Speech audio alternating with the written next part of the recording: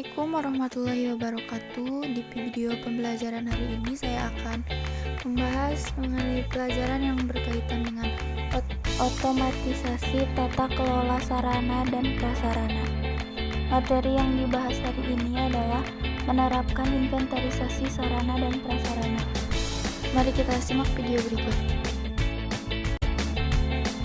Pengertian inventarisasi sarana dan prasarana perkantoran. Inventarisasi berasal dari kata inventaris atau bahasa Latinnya inventarium yang berarti daftar barang-barang, bahan, dan sebagainya.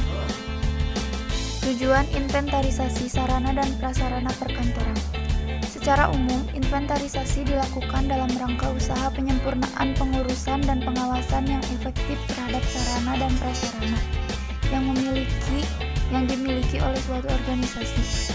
Secara khusus, inventarisasi dilakukan dengan tujuan-tujuan sebagai berikut. 1. Untuk menjaga dan menciptakan tertib administrasi sarana dan prasarana yang dimiliki oleh suatu organisasi. 2. Untuk menghemat keuangan sekolah baik dalam pengadaan maupun untuk pemeliharaan dan penghapusan sarana dan prasarana organisasi. 3.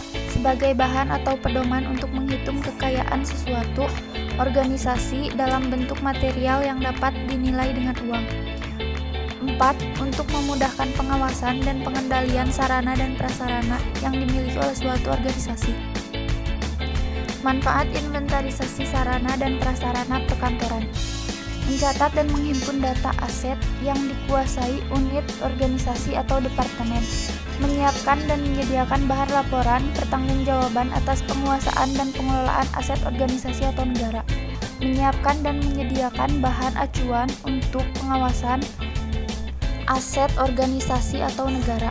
Menyediakan informasi mengenai aset organisasi atau negara yang dikuasai departemen sebagai bahan untuk perencanaan kebutuhan pengadaan dan pengelolaan perlengkapan departemen. Menyediakan informasi tentang aset yang dikuasai departemen untuk menunjang perencanaan dan pelaksanaan tugas departemen. Jenis-jenis inventarisasi sarana dan prasarana perkantoran. Pengadministrasian barang inventaris dilakukan menggunakan buku induk barang inventaris, buku golongan inventaris, dan buku catatan barang non-inventaris. Format barang inventaris, barang-barang tidak habis pakai dicatat dalam buku induk dan golongan barang inventaris, sedangkan barang-barang habis pakai dicatat dalam buku catatan barang non-inventaris. Klasifikasi dan kode barang inventaris sarana dan prasarana perkantoran. Pada inventarisasi sarana dan prasarana perkantoran, khusus barang umum, nomor kode terdiri atas 7 buah angka yang tersusun menjadi 3 dan 4 angka, yang dipisahkan oleh sebuah tanda titik. Angka pertama dari susunan 3 angka depan menyatakan jenis formulir yang digunakan. 2 angka berikutnya sebelum tanda titik menggunakan sandi pokok untuk pengelompokan barang menurut ketentuan di dalam masing-masing formulir. Langkah-langkah inventarisasi sarana dan prasarana perkantoran. Jenis barang inventaris. Secara umum, ada 2 jenis barang inventaris dalam perkantoran, yaitu barang habis pakai, yaitu barang yang hanya dapat digunakan dalam 1 kali pemakaian, dan barang IT, yaitu barang teknologi yang membantu manusia dalam membuat, menyimpan, mengubah, mengkomunikasikan, atau menyebarkan informasi. Contoh dari barang